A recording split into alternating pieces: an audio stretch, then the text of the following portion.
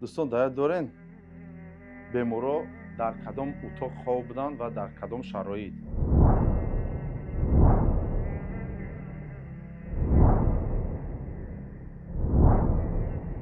имрӯз ки ба дастгирии шумо ба дилсӯзии шумо мо имрӯз тонистем як хонаи ниёзманда соз кунем ва дар ҳамин хона харсандӣ дурорем.